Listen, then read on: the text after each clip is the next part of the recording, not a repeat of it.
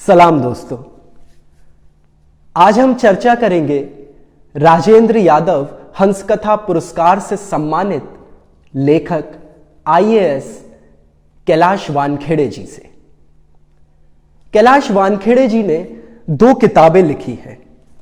एक सत्यापन जो कि आधार प्रकाशन से प्रकाशित है और दूसरी सुलगन राजकमल प्रकाशन द्वारा प्रकाशित की गई है। ये दोनों ही किताबें किंडल और पेपरबैक फॉर्मेट में अवेलेबल हैं, जो कि आपको आसानी से ऑनलाइन साइट्स पर मिल जाएंगी। ये दोनों ही किताबें पाठकों द्वारा बेहद पसंद की जा रही हैं और इतना ही नहीं, नेशनल और इंटरनेशनल यूनिवर्सिटीज में इन किताबों की लघु कथाओं पर शोध भी किए जा रहे हैं। कैलाश जी की कहानियों को पढ़कर हमें समझ में आता है कि कैसे उच्च जाति समाज अपने सिवा सभी मनुष्य को अन्य और कमतर मानता है। हमारी चर्चा का मुख्य उद्देश्य इसी जातिवाद से हमारे मानसिक स्वास्थ्य पर हो रहे प्रभाव को समझना है। इस चर्चा को शुरू करने से पहले मेरी आप सभी से गुजारिश है कि आप चैनल को लाइक करें, सब्सक्राइब करें और ज्यादा से ज्यादा सभी लोगों के बीच में शेयर करें। तो चलिए हम अपनी चर्चा को शुरू करते हैं आईएएस कैलाश वानखेड़े जी के साथ।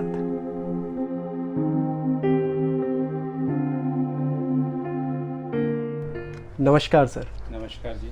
स्वागत है आपका हमारे चैनल किस्से कहानियां में और बहुत शुक्रिया आपका इतने कम समय में हमसे बात करने के लिए राजी होने के लिए। आपका भी शुक्रिया। तो हम सीधे सवालों का सिलसिला शुरू करते हैं।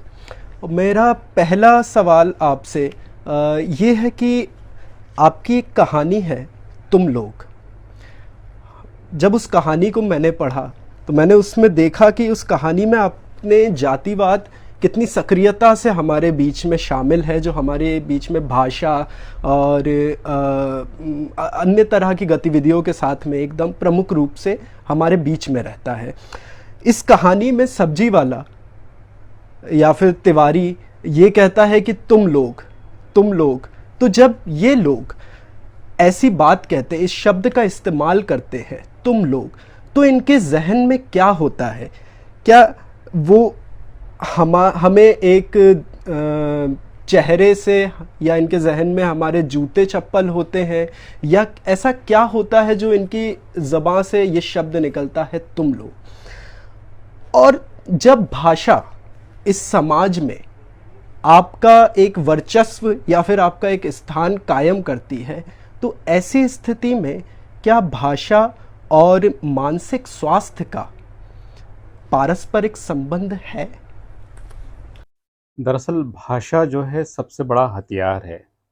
भाषा के आधार पर व्यक्ति अपनी जातिगत श्रेष्ठता को सिद्ध करता है और वह एहसास दिलाता है कि किस तरह से किस भाषा का उपयोग किसके साथ किया जाए। भाषा वो इकाई है जिसमें कि हम सामने वाले के साथ संवाद किस स्तर का स्थापित करना चाहते हैं। एक समान स्तर पे संवाद स्थापित करने के लिए एक समान भाषा होनी चाहिए। हमारे साथ दिक्कत ये है कि कई स्तरों की भाषाओं का उपयोग होता है और उस माध्यम से व्यक्ति जब दूसरे के साथ मुखातिब होता है या उसके साथ बात करता है, तो दरअसल वो अपने पूर्वाग्रह, अपने संस्कार, अपनी जाति, उन सब के साथ वो प्रकट होता है। उसके अवचेतन में ये चीज़ें लगातार काम करती रहती है कि किसके साथ किस तरह से व्यवहार किया जाना चाहिए। अगर कोई व्यक्ति आता है आपके कमरे में तो वो बैठ सकता है या नहीं बैठ सकता है, ये उसका चेतन अवचेतन दिमाग जो है तय करना शुरू कर देता है। किस व्यक्ति के साथ किस अंदाज में, किस टोन में, किस भाषा और शब्द का उपयोग करते हुए हमें बात करना है, ये हम जगह जगह पर महसूस कर सकते हैं। हमारे चाहे दुकानदार से बातचीत करना हो स्कूल के भीतर बात करनी हो, सरकारी या प्राइवेट दफ्तरों में बात करनी है, सब जगह पर वो सामने वाले का आइडेंटिफिकेशन करता है, उसकी पहचान करता है। पहचान करने में जो मूलभूत चीज़ें समझ में आती है उसे, उसका पहनावा, उसके जूते, चप्पल, फिर उसके बाद उसकी जो शब्द निकलते हैं, उसकी जो भाषा सामने अभिव्यक्त होती है, उस आधार पे वो सामने वाले के बारे में एक पहचान, उसकी उसकी अस्मिता तय करता है और उस हिसाब से फिर वो उनके साथ बात करता है। आपने पहचान का ज़िक्र किया, इससे मुझे आपकी एक कहानी याद आती है, सत्यापित। आपकी इस कहानी में भी जातिवाद की झलक है पूरी तरह से उसमें। उसकी जातिवाद के साथ साथ पितृसत्ता की भी उसमें परतें सामने आती हैं।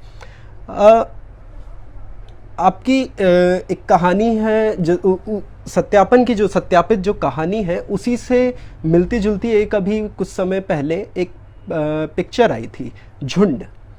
उसमें भी एक आदिवासी पिता अपनी बेटी का सत्यापन कराने के लिए दर दर भटकता है, तो वो एक अपने पंसारी की दुकान पे जाता है। पंसारी वाला उससे उन्हें नहीं जानता, क्योंकि शायद कभी उन्होंने उसके पास से कुछ सामान नहीं खरीदा होगा।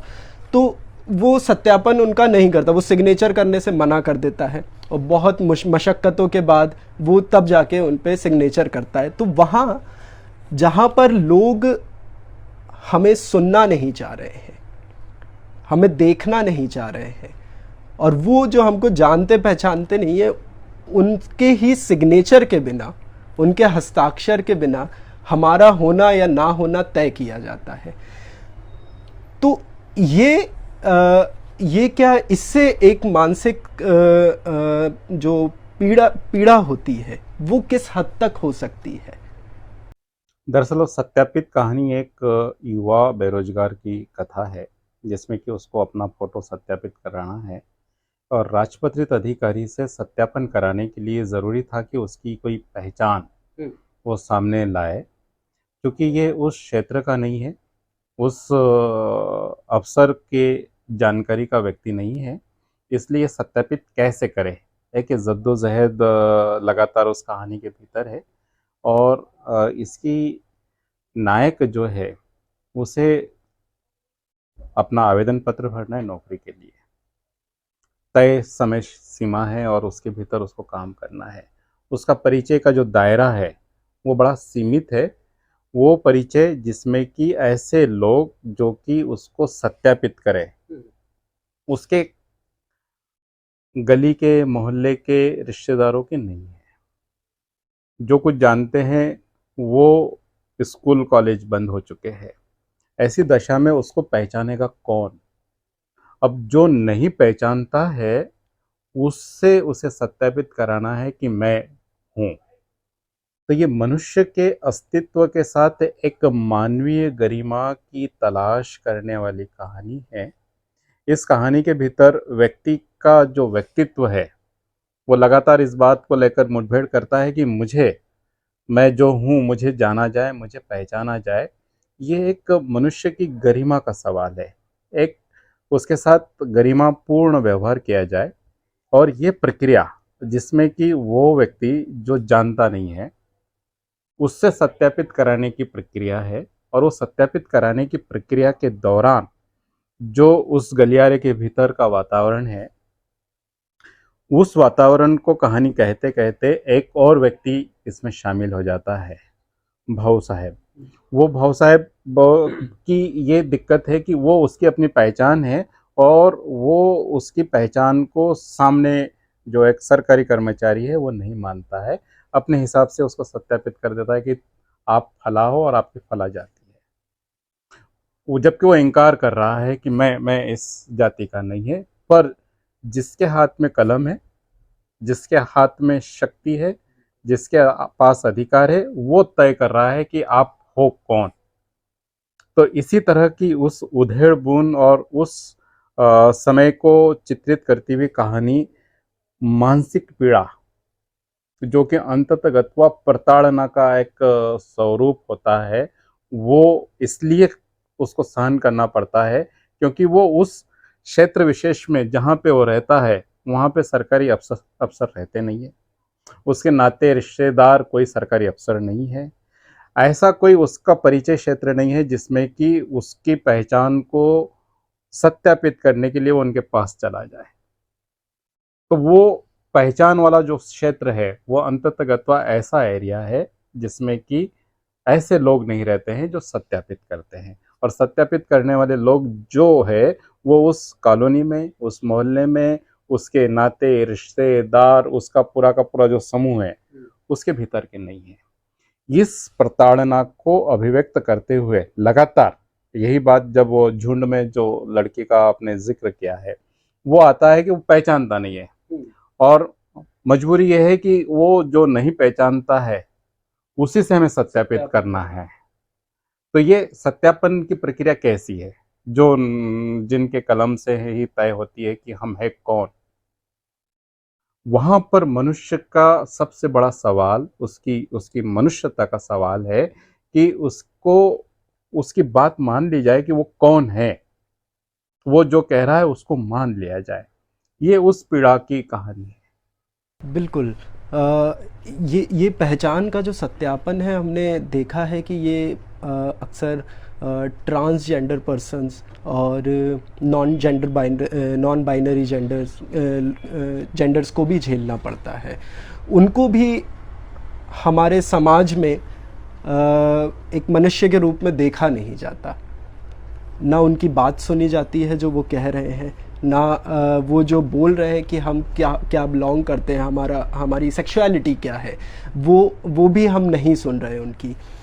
तो ये पूरी प्रक्रिया, जैसा आपने बताया, एक जो सत्यापन की जो प्रक्रिया है, जिसमें जिसके हाथ में पावर है, कलम है, वही तय कर रहा है कि आप कौन हैं। तो ये जो पूरी प्रक्रिया है, ये इतनी नॉर्मलाइज कर दी गई है कि लोग इस पे बात ही नहीं कर रहे हैं। लोग नहीं बोलना चाहते कि जो सत्यापन की जो ये प्रक्रिया है, इसमें बहुत सारी कमियां हैं, जिसकी वजह से ट्रांसजेंडर पर्सन्स को, नॉन बाइनरी जेंडर पर्सन्स को दिक्कत का सामना करना पड़ा, वो मानसिक उत्पीड़न झेलना पड़ता है। तो आपको क्या लगता है कि ऐसे क्या कदम होने चाहिए, या फिर इसके बारे में लोगों को किस तरह से अवेयर किया जाए कि ये जो पूरी प्रक्रिया है इसको थोड़ा सरल होना पड़ेगा, या फिर जो अभी तक जिस तरह से चला आ रहा है वो एक मानसिक उत्पीड़न के सिवाय और कुछ नहीं है? दरअसल ये पूरी की पूरी कई स्तरों की प्रक्रिया है, सामाजिक, सांस्कृतिक, शासकीय। ये सारा का सारा एक दूसरे के साथ घुला मिला हुआ एक जटिल संरचना में परिवर्तित हो जाता है। और वो जो वंचित व्यक्ति है, चाहे वो व्यक्ति के रूप में देखा जाए या समुदाय के रूप में, उसकी पहचान के लिए वो दूसरे पे आश्रित है। हमने पूरा का पूरा हमारा सामाजिक ढांचा इस तरह से बना दिया है कि वर्चस्व रखने वाली जो व्यक्ति, समूह या समाज है, वो तय करता है कि आपके साथ कैसे व्यवहार किया जाएगा। आपकी पहचान वो तय करता है। और ये इस तरह से इतनी जटिलता के साथ पूरे हमारे सामाजिक और सांस्कृतिक परिवेश में घुल मिल गया है कि वो उसको स्वीकार करने के अलावा और कोई रास्ता नज़र नहीं आता है। और ये जो चाहे वंचित समुदाय हो या हमारा ट्रांसजेंडर समुदाय हो, ये सारे के सारे लोग उस तरह से व्यथित है, उस तरह से प्रताड़ित है कि हमें लगता है कि भाई आप हमें जानो, समझो, और उसकी उसकी मांग सिर्फ इतनी सी है कि मैं मनुष्य हूँ, बिल्कुल। मेरे साथ मनुष्य जैसा व्यवहार करिए। आप मनुष्य हो, उस मानवीय गरिमा और समता की जो बात है, वो सारी की सारी लड़ाई या जद्दोजहद सिर्फ इसी बात की है। एक पक्ष ये चाहता है कि तुम लोग मेरे नहीं हो। यहाँ जो विभाजन है, जो वो कर रहा है, जिसके पास ताकत है, वर्चस्व है, वो तय कर रहा है कि तुम लोग अलग हो।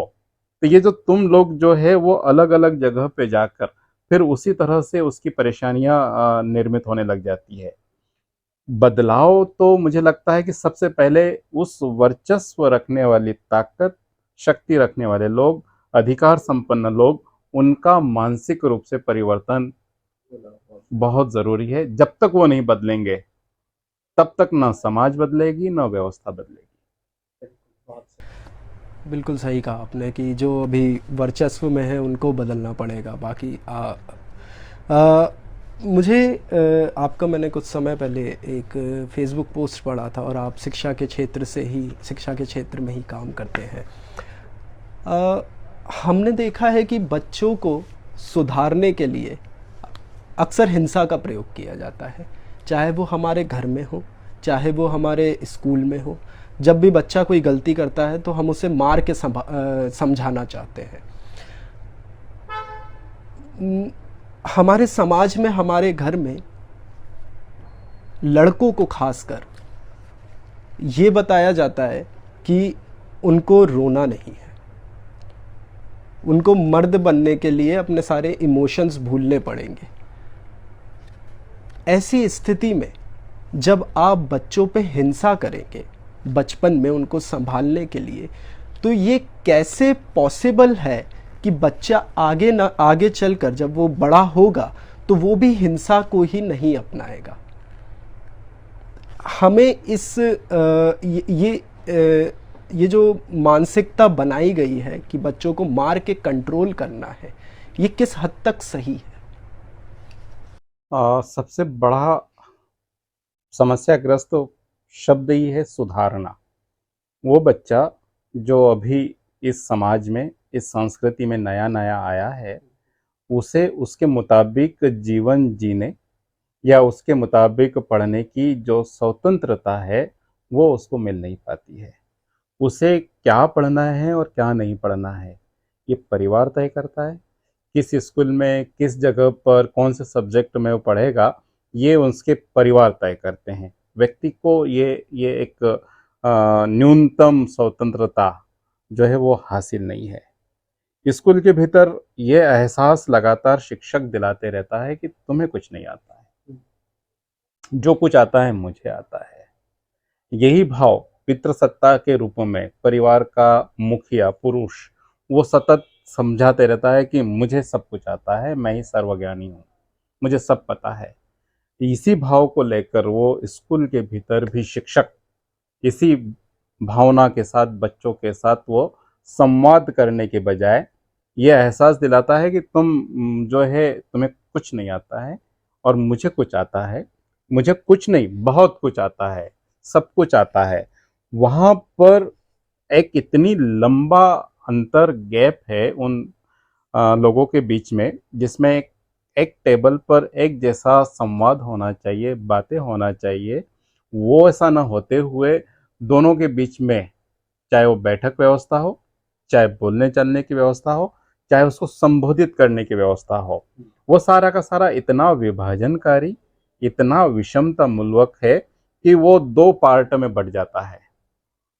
शिक्षक हमेशा इस बात को लेकर तत्पर है कि बिना डांट के, बिना गुस्से के, बिना पिटाई के, बिना डर के कुछ नहीं हो सकता है। और इसी दर्शन के साथ हमारे कई लोग मिलेंगे कि जिनका ये बड़ा गर्व भाव, अहंकार भाव या उस अंदाज से बोलते हैं कि हमें जब तक पिटा नहीं गया था तब तक हम सुधर नहीं पाए थे। और ये चीजें बनाए रखने के लिए, इस पिटाई वाली, इस हिंसा वाली चीज को बनाए रखने के लिए एक वर्ग हमेशा तत्पर हमको मिलेगा, जो चाहे बड़े ओहदे के हो, चाहे उम्र दराज हो। वो इस बात को लेकर हमेशा शिक्षक का पक्ष लेते हैं कि बिना मारे, बिना पिटाई करे आपको विद्या नहीं आ सकती है। जब तक छड़ी पड़ेगी नहीं, जब तक डांट पड़ेगी नहीं, जब तक पिटाई होगी नहीं, तब तक आप सुधर नहीं सकते हो, आप समझ नहीं सकते हो। जबकि वो ऐसी बात है ही नहीं।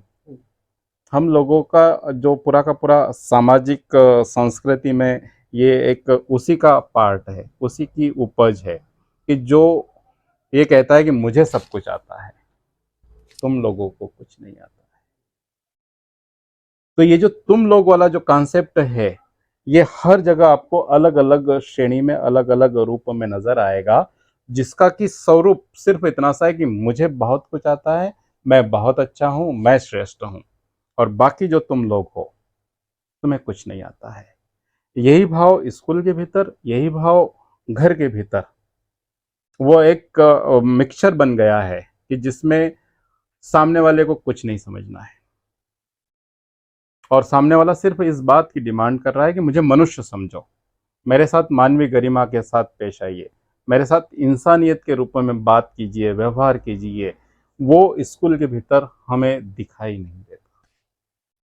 और यही यही भाव जब वो बच्चे हैं, उन बच्चों को लगता है कि अच्छा, मेरे साथ जो हुआ है, अब मैं उसको आगे बढ़ाऊंगा, और आगे इसी इसी टूल्स का, इसी उपकरण का उपयोग करते हुए वो हम लोग एक नई पीढ़ी का निर्माण करते हैं। शिक्षा की बात चली तो आपकी एक कहानी है हल्के राम। हल्के राम में एक पिता प्रवासी मजदूर रहते हैं और वो अपने बच्चे के एडमिशन के लिए उनको काफ़ी मुसीबतों का सामना करना पड़ता है, जो विद्यालय में किसी न किसी बहाने से उनका बच्चे का एडमिशन नहीं होने देते हैं। जब माँ बाप अपने बच्चों को स्कूल भेजते हैं तो वो समझते हैं कि शिक्षा का महत्व क्या है, वो इसलिए अपने बच्चों को स्कूल भेजते हैं। और फिर स्कूल में जब बच्चे जाते हैं तो उनके साथ मैं अभी जालोर में जो हुआ, मैं उसके 9 साल के बच्चे के साथ जो हुआ मैं उसकी बात करना चाहूँगा कि वहाँ पे जब उस बच्चे को मारा गया तो मीडिया में अभी कई तरह की खबरें चल रही हैं, लोग अलग अलग लोगों से जाके उनके आसपास में स्कूलों में जाके इंटरव्यू ले रहे हैं, जहाँ पे वो बोल रहे हैं कि उसकी पिटाई जाति की वजह से नहीं की गई थी।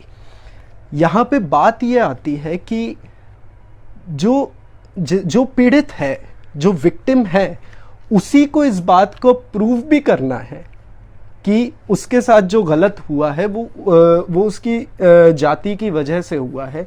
वो उसको उस पे ही पूरा दारोमदार आ जाता है उसको प्रूफ करने का। उस पे जो अत्याचार हो रहे हैं वो ब्लेम उस पे ही आ जाता है कि अब वो बैठ के प्रूफ करे इसको। ये किस तरह से हमारे आसपास के लोगों के बारे में हमें बताती है, और या फिर ये हमारी मानसिकता के बारे में ऐसा क्या क्या बताती है ये? हम लोग कहानी के हिस्से से शुरू करें।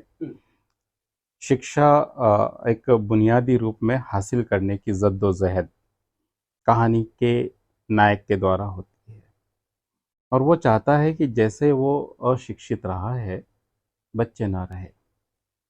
रोजगार एक सबसे बड़ा मुद्दा बन के सामने आता है, और इसी वजह से वो दूसरे प्रदेश में चला जाता है। दूसरे प्रदेश में रोजगार की तलाश में जाने के बाद वही उसकी पहचान का संकट खड़ा होता है। उसके पहचान के आधारभूत सामग्री जिन अभिलेखों के आधार पर तय होती है, दूसरा प्रदेश उसको मानने के लिए तैयार नहीं है। निवासी का सर्टिफिकेट होने की जो जद्दोजहद उस कहानी में शिक्षा के लिए, एजुकेशन के लिए है, वो कहानी के भीतर लगातार मंडराती है। इसलिए उसका बेटे का एडमिशन वहाँ पे नहीं हो पाता है। जब वो लौट के आता है तो पता चलता है कि यहाँ पर वो निवास नहीं करता है, इसलिए उसका नाम यहाँ की सूची में से विलोपित कर दिया गया, काट दिया गया है। यहाँ पर भी उसका एडमिशन नहीं हो रहा है। तो इस तरह से वो ऐसे चक्र में फंस जाता है कि जिसमें पढ़ना चाह रहा है, लेकिन पढ़ने के लिए उसको जिन दस्तावेजों की, जिन अभिलेखों की ज़रूरत है, वो उसके पास उपलब्ध नहीं है। वो सारी की सारा प्रमाण जो कि एक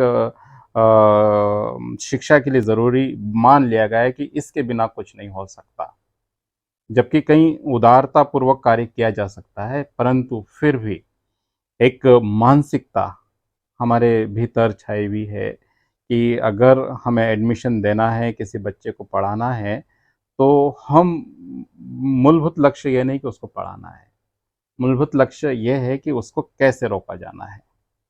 उसे रोकने के लिए उसके भीतर का जो पूर्वाग्रह है वो सामने आता है, और वो उसी तरह की छटपटाहट के भीतर एक एक परिवार किस तरह से पीड़ित होता है, वो उस कहानी के भीतर पूरी तरह से आने की कोशिश की गई है। और ये एक मुद्दा, बड़ा भारी मुद्दा ये है कि अगर आपका प्रदेश बदल जाता है, जिला बदल जाता है, तो क्या आपको बुनियादी तौर पे शिक्षा पाने के लिए क्या रोक लगेगी?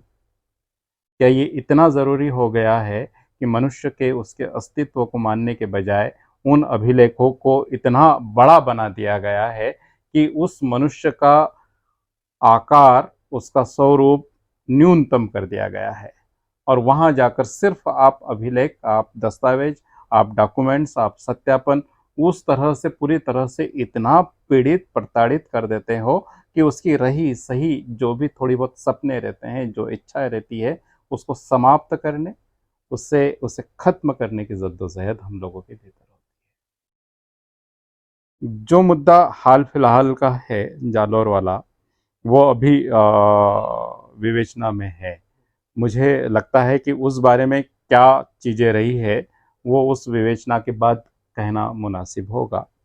लेकिन ये एक तथ्य है कि स्कूल के भीतर एक पिटाई हुई है। वो इस तरह से मारा गया कि उसकी अंततगत्वा जान चली गई।